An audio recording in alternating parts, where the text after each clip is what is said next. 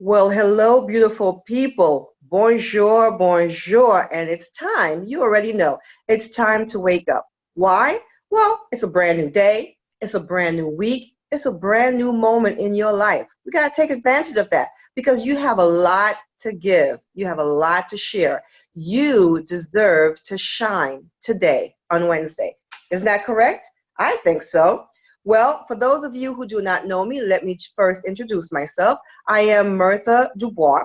I am a certified personal development coach and a life strategist.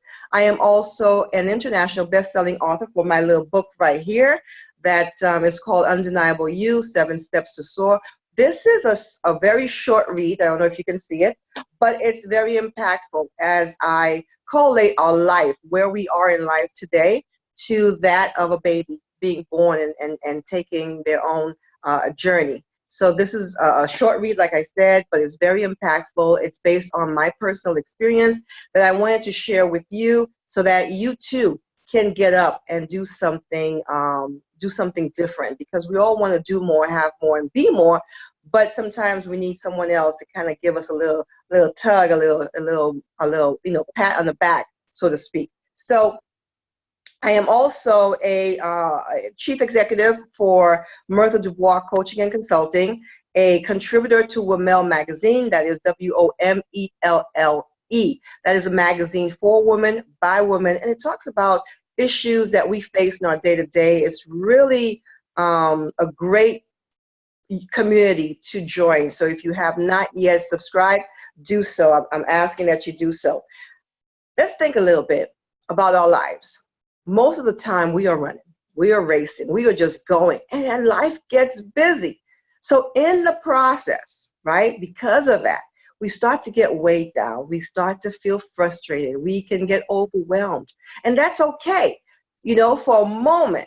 But at the end of it all, we want to be able to snap back. We want to be able to, to pull up our coping mechanisms, our best tips, our training. We want that all to come back so we can deal with life the way that we're supposed to deal with life, because we don't want life knocking us down and keeping us down. And that's where I come in, right? I help you discover your hidden strengths, your gifts, so that you can be more, do more, and have more, right? So that we can all live better lives. Now, on this show, A Little CPR with Myrtha Dubois, myself and my guests, every week that I bring somebody different, what we strive to do, we strive to educate, elevate, and empower you through our life experiences, through best practices, through things that are just happening that we already have experience in, to share with you what we do, what we did, and what we will continue to do. And that way, you can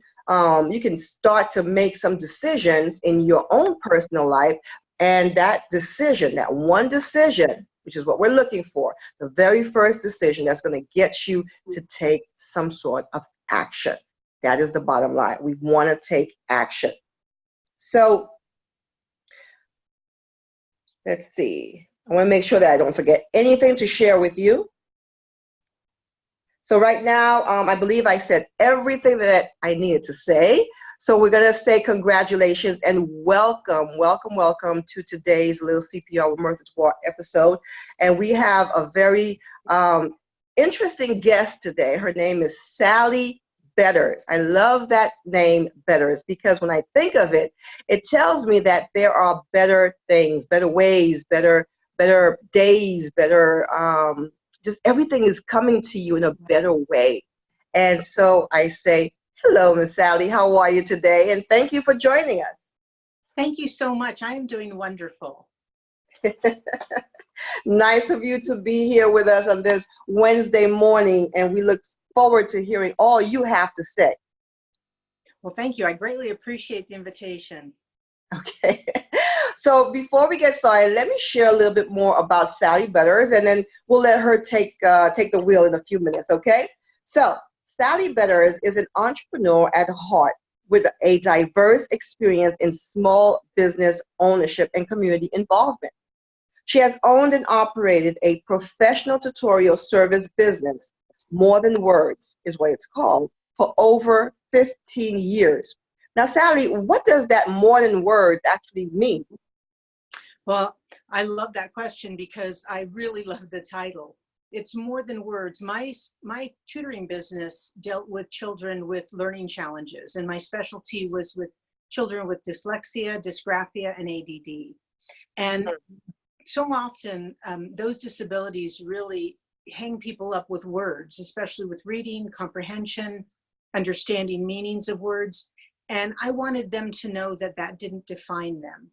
Wow. And so they were more than the words that Right. tripped them. Mm-hmm. Right. That difficulty, that challenge that they were facing, they can go around that, because sometimes when we're facing some sort of challenge or difficulty in our life, we kind of stay stuck.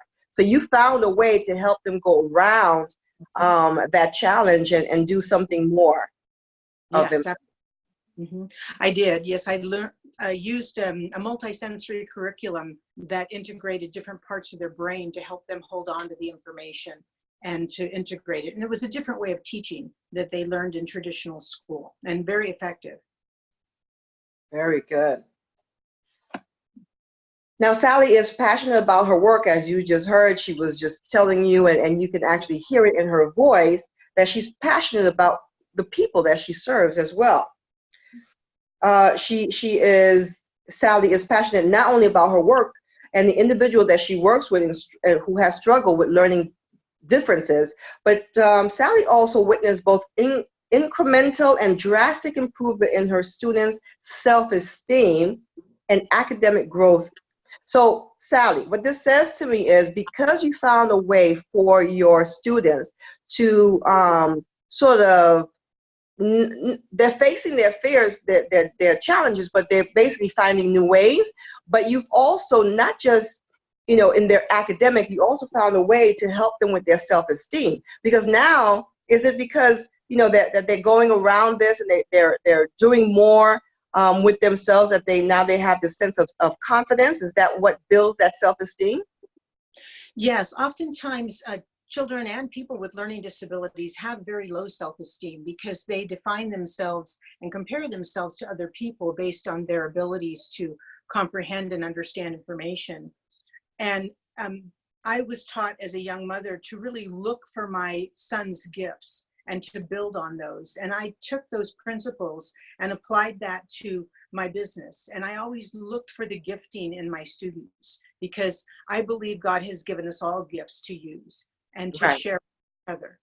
And so I was also designing jewelry at the time that I used as a means to provide a scholarship fund for families that couldn't afford tutoring. And so oftentimes I would let my students know if they tried their best in the tutoring session, I would reserve a few minutes for them at the end, and they could design whatever they wanted. And they came up with the most beautiful stuff. And we would save it for Christmas or their mom's birthday or their grandmother, whoever was paying for tutoring. And it was such a treat to see their self-esteem soar and to feel like I can do something amazing that nobody ever encouraged me to do. Yeah. Whether it was with leather work or wires, Swarovski crystal, organic stones, whatever it was. Oftentimes children who do have learning challenges will excel in the creative arts. And so they have an eye for design and color. But that's not the environment that they're in. They're in an academic environment. So this helped to complement what really was hidden inside of them and to bring it out. Wow. And you encouraged them as well. You gave them hope. You said you gave them, little challenges that they could achieve so that they can get the gift that you had for them. So that was very encouraging to hear as well. Okay. So you also coach women, young and old, in various levels of emotional, mental, and spiritual development. Tell us a little bit about that. Yes, I also worked, well, first of all, with the first part, my business included working with parents, because if you have a special needs child, there is a huge dynamic in the family that has to be dealt with. And most parents are very ill-equipped to understand how to navigate this road. They're not only dealing with the school system, they're dealing with their child's challenges, but they're dealing with siblings and how they interact with each other. So it was always a pleasure for me to come alongside the parents and talk to them authentically and heart to heart about what they were dealing with. I had learning challenges myself, and my son, my younger son, had learning challenges. And so that's why I was propelled to go to school and take postgraduate level classes to really learn how I could better serve my own son and Wow. other families. Wow. But it was a joy. I could really relate and empathize with parents who are out grieving, because when we have children, we have certain expectations that things are going to turn out a certain way, and they don't always. Yeah. And it's a loss like any other, and we have to grieve that. We have to grieve what we thought was going to happen versus what did happen. But it was very rewarding as well to see that parent rise up and become an advocate for their child, and to learn how to navigate the educational system, because that's a learning curve in and of itself. Okay. Yes. I also worked at the at the LA Shelter for Battered Women, and I learned a lot about the coaching women who had been in abusive situations. And then I worked at the local pregnancy center, and I was a coordinator for the post-abortion counseling center. So there was a lot of counseling that went into making clear and intelligent decisions on your future, even though these women, many of them were very young. So there was a lot of coaching in different realms: education, personal, emotional, different realms of life. Mm-hmm. So in coaching these women, you also became an advocate Yes, I did. for them. So tell us a little bit more about where this advocacy took you and these women. And audience and family, I didn't mention at the beginning of the program, but this show name is called From Crisis to Compassion. In a little while, you're going to hear Sally tell us why and how this came about. So Sally, please share with us this advocacy. Where did it take us? You and the women and of course the audience who are watching. Where did that take us? Where did that lead you? Well, I love that question, because you don't, at this point, the audience doesn't know my history. I went to law school with the hope of helping women who had been in domestic violence situations and who had been abused. And it wasn't until I was in that intense environment that I realized I had a learning disability. And I had taken longer to do my undergraduate work because my reading was so slow, but I didn't know the signs. And so I wasn't able to finish my law school education because I couldn't finish reading my tests on time. They're timed tests, and some of them were 15 pages long of what you had to read before you could even start analyzing the case that was given to you. And so I never finished reading the packet. And so it was very disappointing at the time, but what I saw was that I believe God changed my arena of advocacy. I thought I was going to be an attorney and an advocate for battered women and children. And in turn, I became an advocate for children with learning challenges, and then became an advocate for women who are in crisis pregnancies. And so that all came together as a puzzle that led me to become an author and to author my book, From Crisis to Compassion. Wow. And what exactly is From Crisis to Compassion? What is the crisis, and why do we need compassion? Oh, wonderful questions. The main character in my book faces early childhood trauma. She is being sexually abused by her alcoholic uncle. And she's in great conflict because she grows up in a close-knit family that teaches her to respect her elders and to not speak poorly about her family. And so she's in great conflict because she doesn't know how to handle this. And finally, about the age 9 or 10, when she musters up the courage to tell her mother, she's not believed. Wow. And this is very common. And so the crisis is about early childhood sexual abuse. With this character, gleaning from my own experiences, she also faces a learning disability. And so the stress that she undergoes is coupled and magnified as she goes to school. And like many young people who are violated, they are looking for their protector. And so she was looking for her protector and fell in love with a high school quarterback, and they had plans of marriage. And shortly after graduation from high school, she became pregnant.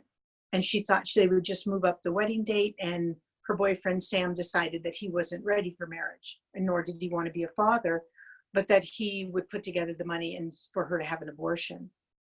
So that was another secret she had to keep from her family, and more shame was added on top of the abuse. And I tell this story because Naomi Parker, the main character in my book, is really a microcosm of society. She represents what the Center for Disease Control shows, that 1 in 4 girls and 1 in 6 boys will be sexually abused by the time they're 18. And as horrifying as those statistics are, they're not even accurate, because hundreds and thousands of cases go unreported. And then we have the other statistic, since the 1973 Supreme Court decision of Roe versus Wade, that we've had 60 million abortions in this country. And that represents 120 million couples, men and women, who had to make a decision on not continuing with the life of their child. So a lot of these people have not processed their grief. Yeah. And we can see it. We can see it in our broken culture. We have out of control addictive behavior with pornography, with drugs, with gambling, with social media, that people are running away from their pain, and they're hiding in the shadows of shame, and they're not being brought out into the light of healing. Yeah. Yeah. And so I developed a proprietary coaching program for people who have experienced trauma or have a family member that has, and would like to go through this program and work through and talk about some of these things. I also wrote a workbook to go with my book that talks about these issues. And they're right here. This is From Crisis to Compassion is the book I wrote, and then the companion workbook is here. So both of these work together. They're both on Amazon. By the way, they've just been translated into Spanish within the last 2 weeks. I'm very excited about that. Yeah, that's exciting stuff. Exciting stuff. I want to go back just a little bit. Then I'm going to ask you to pull up the books again. But you said at the beginning of your story that it's very common. It's very common not to be believed. And I'm with you on that. I agree with you on that. But my question is, why? Do we know why? We do know why. Many cultures do not hold a high respect for children, nor do they give them credibility. And I was brought up with the old adage that children are to be seen and not heard. That's true. And even Same here. Yeah. And that's kind of what I thought about my kids. And then I started realizing, no, I want to hear them. I want to know their feelings. Right. I want to know what they think. You know, we have children for a reason, to love them and guide them in life, and to get to know who they are and their personalities and their strengths. But oftentimes children are seen as a nuisance. Yeah. And so and there's so many variables involved here, because oftentimes in close-knit families and in certain cultures, families are the only friends that parents have. So if you come to your parent and you say, my uncle is abusing me, well, that means that his wife, who may be your sister, you now have to confront with this truth. And that's going to change your relationship. Yes. As well as with other family members. And so there's an awareness. And you asked such a great question, is that it's not just that children are not respected, it's that parents are not educated as to what the symptoms are. Yeah. And so on my website, I have free warning sign documents. And that's something I'm offering to your listeners at the end of the program. But they are warning sign documents on the signs of child abuse, the sign of early childhood sexual abuse, of an abusive relationship, and also of the largest learning disability, which is dyslexia. So that's the first thing people need to know. What am I looking for? So when a child's behavior changes, or they stop eating, or they don't want to dress in front of anybody anymore, Mm-hmm. that something has happened in their life. Yes. Okay. No, you broke up just a little bit. I just wanted to make sure that you were still with us. Yes. Yeah. So you start to talk about the signs about when they don't want to dress in front of their parents anymore. And what's the other sign that you mentioned? They could change their eating patterns. They stop eating. They also become very quiet and withdrawn. They can also have outbursts of anger. Their grades can start declining. They start isolating themselves. And they're drawn to other things. Maybe they start talking about things that a child of their age wouldn't know. And so there are things that start changing that are not normal for a child that age. But parents have to be aware of what those signs are and what it is to look for. And this is from back in the day when you and I were taught to be seen and not heard. In today's world, in 2019, with all the awareness that we have, supposedly, right, that we have going on, is it common? Is it as common today as it was back in the day to have sexual abuse, have children experience the sexual abuse and the trauma that goes with it?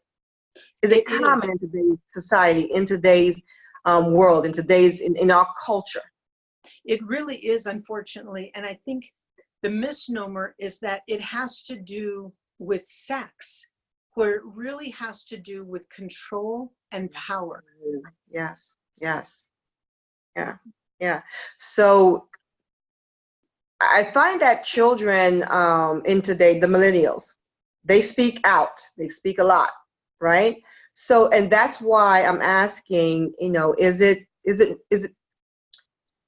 a place or a space and time where we can say, okay, well, we are getting, because at the beginning also you talked about many cases go unreported. Now with the millennials, as they're very talkative, they're very forthcoming, they're very, in your face, so to speak. Do you believe that we can really take, for example, the reports that are out there? Can we take that report and say, okay, this is what it is? Or do you still believe there are cases that go unreported today? I definitely believe there are cases that go unreported, but on the flip side, I am a strong proponent that we have evidence, that we don't just make accusations, because those also have been reported, where Yes. people's lives have been destroyed through accusations that have no substance at all. Right. So we want to be careful, and that's why we look to the signs. We don't just say things like, oh yes, that happened. We want to make sure that we're accurate, because people's lives are in the balance. That's right. That's right. Yeah, I totally agree with that. So in educating our parents, you're also helping them educate the children even more so, because I feel that it's a cycle. At times, the children, they see something that's happening on TV, or they're listening to their friends, or of course, social media is all about stuff that a lot of things that we don't need and don't need to have in our lives. But with the parents, a little bit more educated, we can more or less, just like you said, talked about, well, don't make things up, right? Speak the truth. If it happened, let me know. I'm here to hear. So basically, you're training the parents to help train this new age that we have, and in a way, the outcome will be better citizens, maybe better society, possibly.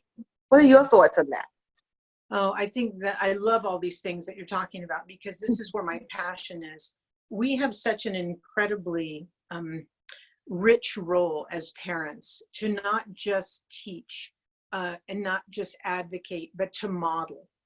And as we model in our lives what's appropriate to watch and listened to, and what we're feeding ourselves at all levels, from healthy food to healthy music to quality television programs, to the things that we talk about.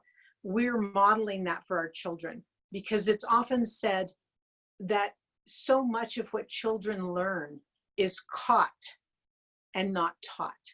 Ooh. So they learn by watching. They watch. Here's a quick example. I watched my parents take care of their parents until they passed on. And that's exactly what my husband and I are doing now. We are caring for my elderly father. And it was something that I grew up with. Nobody ever sat down and said, this is what you're going to do in life. But I learned by watching that that's what my mother did. She took care of her parents, my father with his, they took care of them together. And my husband and I, of course, wanted to do the same thing. Right. If somebody is sick or is without, we make a meal. You take a gift card if somebody's needing something, a single mom needing gas or groceries. And nobody has to tap you on the shoulder and say, you know, I think you should do this, because it's what you learn in your home. Right. So, you know, we talked a little bit about the sexual abuse in today's society. We talked a little bit about the signs that we should be very mindful of. But what about the trauma, the impact to the child? What is happening with this child? So you see the signs, but then there's more, right? What happens after the fact when no one believes them? What's the next step? Well, we see the fallout of this. We're seeing it in our culture. We have a broken culture. We see tremendous anger. We see rebellion. We see addictive behavior. We see defiance. We see so many signs of abuse. We see signs of somebody who has been abused. Our culture shows those signs. And so what it requires is healing, individual healing, a grief. The losses experienced from childhood sexual abuse have to be grieved, because childhood has been wiped out, basically. And they've never had the chance to be free and innocent. Their boundaries were broken, and life has changed now. And it looks differently. How they see people, whether girls trust men, and whether young men trust other men or women, that will ever impact their relationships until they get help with that. But it does have to be grieved. And many people don't want that to go through that process, because it's not fun. Right. And it's not a quick fix. You mentioned that little girls look for their savior or protector. What do little boys look up? What do the little boys look for? You know, they're not as ready to look for their protector, but they find their protector in other ways, in their job, where they can hide in the job, in achievements, in their profession, in their hobbies, of things where they can cloak themselves and protect themselves. That's been my experience in the families that I've worked with. But I do think, you know, they may look for that type of woman in a relationship if they had an abusive if they had an abusive mother, even though they might not want that, they may be drawn to that type of personality because it's comfortable. Right. And that's until they get healing. Wow. Just like you see that conversely with young girls, they will marry an abusive man if their father was abusive. Right. Yeah. So little boys, it sounds like they look for that security with their jobs and the sports and, you know, their environment. They're looking to be made whole again through their environment, versus the woman who's looking for someone to take that position on her behalf. Right, because women are drawn to security. We want a safe home. We want a husband to take care of, in that sense, of somebody who's going to protect us. And not that we're not smart and capable of working, but that, and to raise children, which is a difficult job in and of itself. But we want that protection, that protector, to know that someone's not going to come and abuse us again. Right. Do you believe that we look for someone who can take care of us because we have not yet grown our strength, so to speak? We haven't found our strength. We haven't grown our legs underneath us. We haven't really been able to take that stand. Is that why we're looking for someone to help us versus us helping ourselves? It depends on where the person, the woman in this case, is in her healing process, because it will be in all relationships that she will be magnetized to people who are capable and Mm-hmm. who are strong figures who she can lean into, rather than, like you mentioned, lean on her own legs. So it depends on where she is in her process of growth. Gotcha, gotcha. Wow, some good stuff here. Family, friends out there, audience. So, we have to be mindful, even if you're not a parent, so to speak, if you're a school teacher, if you work with children, if you have nieces and nephews, if you are the neighborhood or community go-to person, this is for you.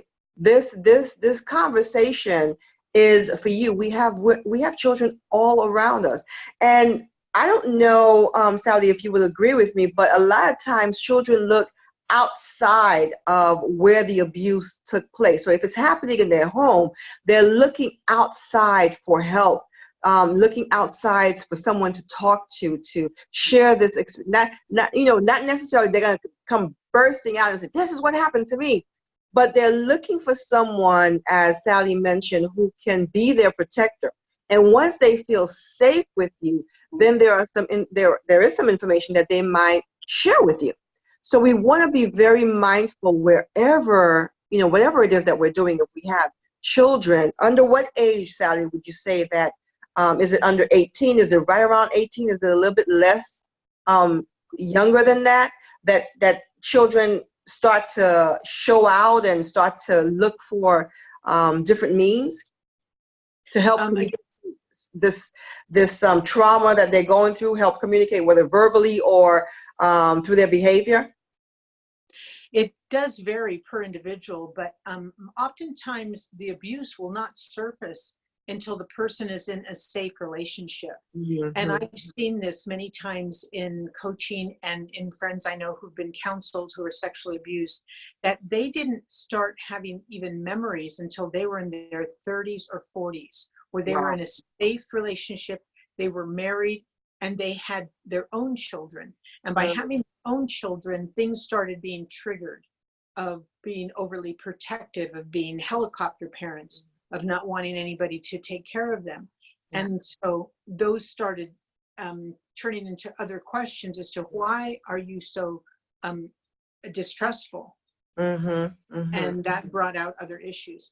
Yeah. But one of the biggest things is that is a trust relationship. And one of my visions in writing this book, From Crisis to Compassion, and the workbook, is to have a community, a compassion community that I'm going to be starting on Facebook, where people can talk to each other about things that they're doing to show compassion to others, because that's where it starts. If we don't trust each other and we don't have compassion and empathy for one another, we're not going to share anything. And if we don't talk, it never gets solved. Yeah. You carry it with you through your adult life. Mm-hmm. And then, you wonder why certain things are still happening. Is because we haven't dealt with what happened years ago, or, what took place when we were younger. It reminds me of a story, this young lady who was sexually abused, and she grew up, she was very, very, very quiet. Now, I met her when she was in her 20s. And it was in a group setting where she first found her voice. Very slowly. It was like, it wasn't the first group meeting that she talked, but eventually, maybe after the 5th or 6th group meeting, she said more than just her name. Because, like you mentioned, she needed to feel safe. And the other thing is, this is when, she was able to really start having conversations. And one of the things that she mentioned is, I lost my voice. I no longer felt it important for me to speak out. So I just kept quiet. Right. And and she was abused at the age of 5, 6-ish. This is a 23, 24-year-old woman now who has been quiet, silenced for a good portion of her life. And she didn't feel safe enough to share this information. This group that I was in allowed her not just to share it within the group, she was able to go back home and have a conversation with her parents. Now, nothing was gravy. It wasn't like everything was gravy. Mom still didn't believe, right? And dad pled the fifth, like all of a sudden couldn't remember. And there was a lot of excuses. But the thought is she was able to find her voice and she was able to speak her truth. And what that did is that released her of the bondage that she was held under for a good portion of her life. Right. Right. Right? It definitely does. And speaking out and forgiving is for us. Yes. It's not for the perpetrator. It's for the person who has been victimized. We, as we forgive those who have hurt us in life, we are free from not being in bondage to the incident, the words, the harm, because that person is broken also. Absolutely. Absolutely. And they need as much prayer as the person who is victimized. But I see that what is broken in community needs to be healed in community. Mm. We need each other to be buoyed up so that we can do the things that you're talking about. This young girl needed you and the other members of the group to have the confidence and the love to know that she could go back to somebody and would be supported. So many people don't have that. And grief is cumulative. If we don't deal with it, it keeps building. Yeah. And that's where you see people. And this is not to make any excuses for them, but this is where you see people who are out of control with road rage, with shooting people up, going to places because they've got all this turmoil and craziness inside because they've never dealt with those pieces of brokenness. Yes. And they become a tower inside of them. Yes. Yes. I totally believe that when we don't face up to whatever it is that's happening, it's a root cause. We have to figure out what's going on with us first. And unfortunately, a lot of us don't want to do our homework. We don't want to take that time out to evaluate ourselves. We're so busy evaluating everybody else. Why did this person cut me off? And we're cussing already and not knowing what's happening in that person's life. Now, it may not be your business to know what's happening in this person's life, but it is your business to know what's happening in this person's life, meaning it kind of spills over into your life at some point or another. So we have to show empathy. We have to show compassion. We have to I'm a huge advocate for communication, right? Because we can start wars with very little said. Right. Because we don't know what the other person is thinking. And in order to combat that, we need to have a conversation so we can have it all out. Right. And then we can make better decisions, right? Yeah, that's so right. Yeah. So, Sally, share with us what you have personally learned about crisis and compassion as a result of your involvement with these children and their parents, and what measures have you applied? I know you said in your household there are certain rules you want your children heard and seen. What other measures have you applied in your life that helps you deal with this sort of trauma and this really an epidemic that we're dealing with here in our society today in 2019?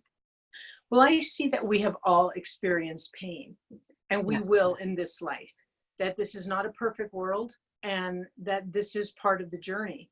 Yeah. But the question is, what do we do with it? And how can we turn our pain into reaching out to somebody else and being compassion towards other people? In my book, my main character goes back into the communities where she was wounded and serves those communities. Wow. And that's what I see with so many people who are born with, with situations like Johnny Erickson Tata, who is paralyzed as a 17-year-old, who is perfectly healthy and athletic. And now she has a Wheels to the World ministry where she delivers wheelchairs all over the world and encourages people with disabilities. And she is a quadriplegic. Wow. We see people like Nick Vivicek, who is born without arms and legs and is an inspirational speaker and goes all over the world. So we see that, yes, we will have trauma and setbacks in this life, and we do need to grieve the loss, and we do need to get healing. But then what do we do with that? Yeah. How do we make it good? Because the God that I serve is the great recycler. He recycles our pain, and he recycles everything. And he can make good out of what looks horrible. And he can turn it around. And one of my heroines is Corrie ten Boom. She is a woman who, her father and her sister had a clock shop in Holland during World War II, and her father was a clockmaker, and they hid Jews and protected them and rescued them during the war, and they were found out. And her father was killed in the concentration camp, and so was her sister. And Corrie survived, but she knew the guard that had shot her sister in front of her. And she went back to that prison, and she forgave him and told him that she, through the love of Christ, that she forgave him. And the man fell to his knees and knew that this was a different kind of love. This was a different kind of person that could forgive such a heinous act. And that's what I mean about turning around the tragedy in our life. We, through the love of God, we can do that. Yes. But you also mentioned that, the other person is hurting too. So he also, in his household, in his lifetime, in his upbringing, something went wrong that had not healed until that young lady went back and said, look, there's more to you and me, and this is where we can start. And the other thing that it brings to mind is it doesn't even matter how old you are. Right. That you can still heal, you can still grow, you can still turn things around. You're absolutely right. And I just want to touch on that because I've had so many people come up to me since reading my book and have said, they all say the same thing. They say, Sally, you wrote my story. Wow. That I am in your story. And I don't know how you knew me so well, but some people say I relate to all of it. Some say I'm chapter 5 is mine, or chapter 3, or different points. But a 75-year-old woman called me in tears saying, I just finished the last page of your book. I'm weeping because you have told my story and I've never felt I could share it. And it was 7 decades that she held on to the child abuse that she experienced. And she said, I was never able to have a healthy sexual relationship in my life. Wow. Because of that. But she said, I feel free that I can finally talk about it. Wow. And, when we build communities, which is something, this is the reason why a little CPR with Myrtha Dubois even exists, is because a lot of times we don't know what we don't know. And when we don't talk about it, for fear of talking about it, we end up silenced once again, or even longer than we should.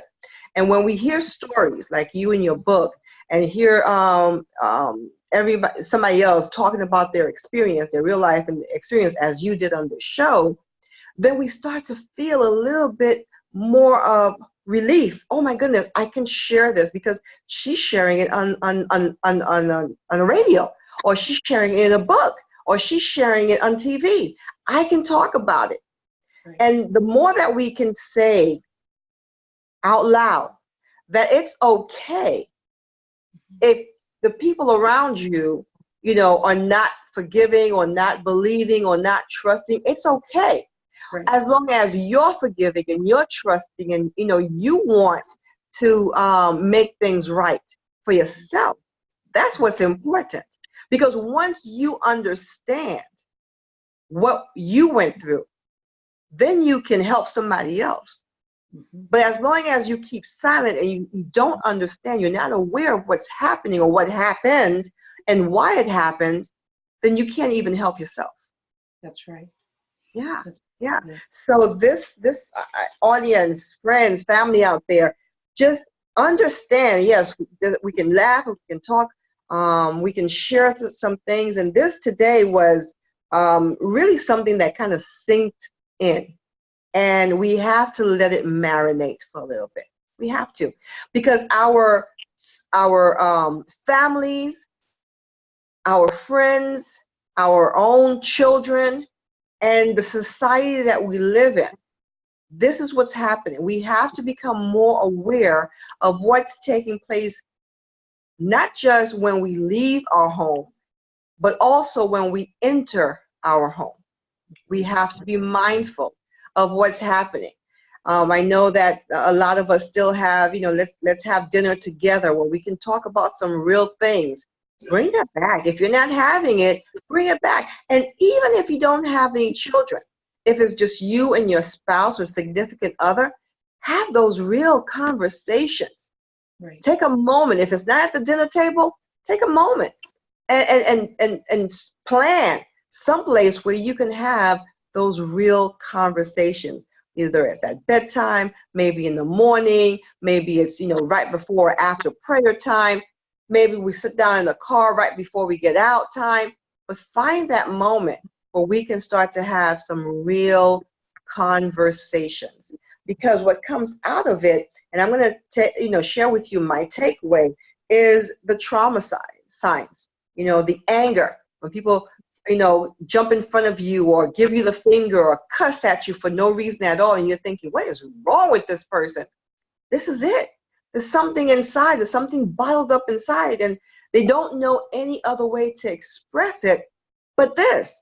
The rebellion, the defiance. These are my takeaways. And then, of course, the signs of being a true introvert.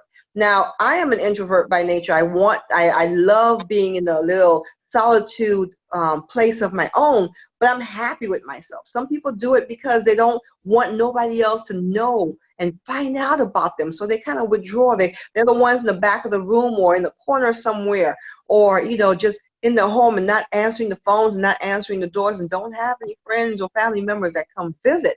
Those are the ones that we want to pull out and have those, even if it's a 1-minute conversation. Hey, how you doing? But wait, listen for the answer. Don't just say how you doing and keep it moving. Wait, we got to listen for that answer, for that response. The other thing that I'm taking away is children learn so much, not from what is taught, but from what they catch. I love it. What is caught? I love it, love it, love it. And the other thing you mentioned, Sally, is what is broken in the community should be healed within the community, right?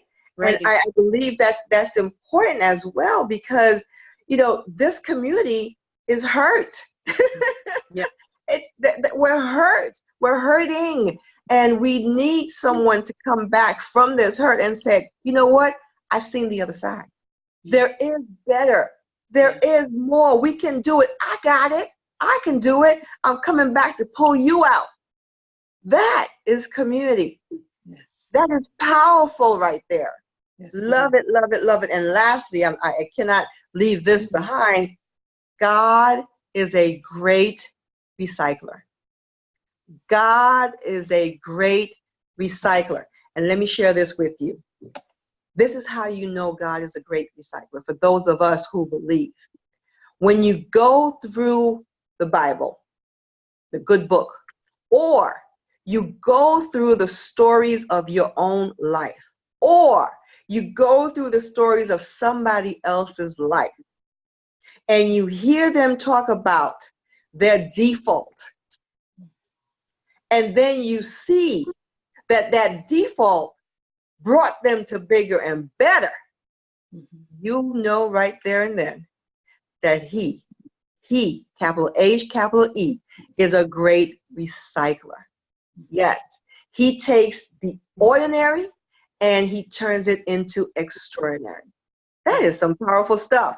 Whatever you think is there for your harm and for something that's not going to be good for you is actually the best thing that could have happened to you. To you. We each and every one of us have something that we're going through. No one is exempt. And I like to say, life doesn't discriminate. It's coming at you, and it's coming at you hard.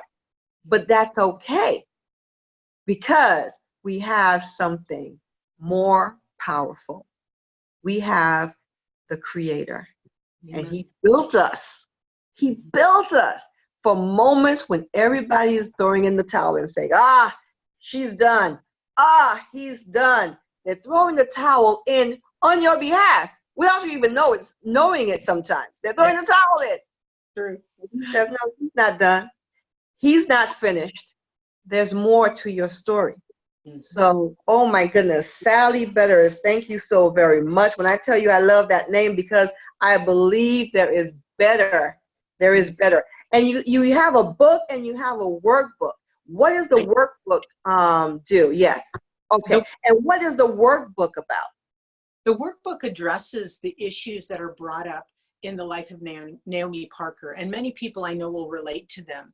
And so the questions are very pointed, and they're deep questions to ask you about things in your life and things that happened. And if you haven't had a chance to process them, this is a great way to do it. And both are online, both are on Amazon with soft cover or on Kindle.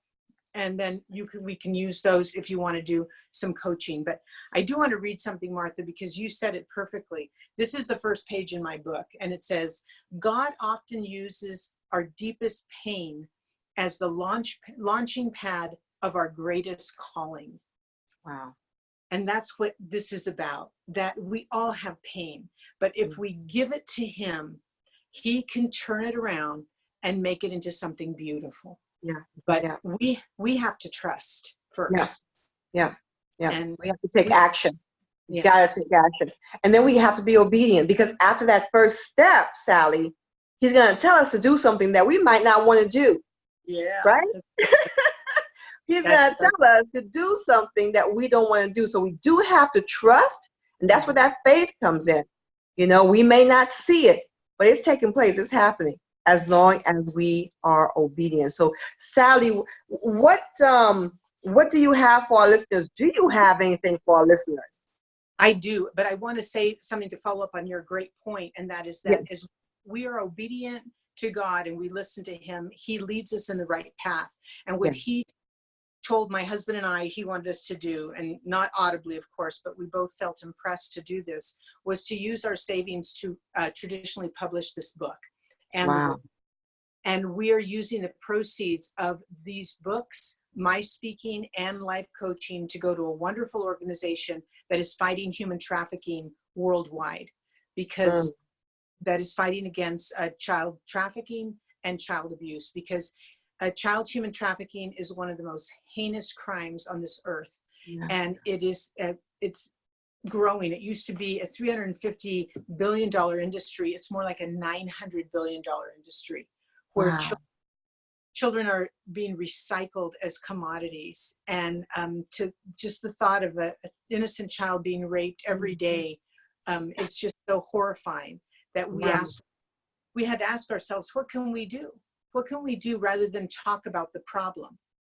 So we said, well, we can donate. We can donate and try and help those who are already in the trenches and are working. And this organization is called Zoe International, and they have safe houses in Thailand, Japan, Mexico, Australia, and they're building one near Los Angeles. Some of the major places that are some of the major places that this type of business is operating out of. It's you know, we talk about businesses.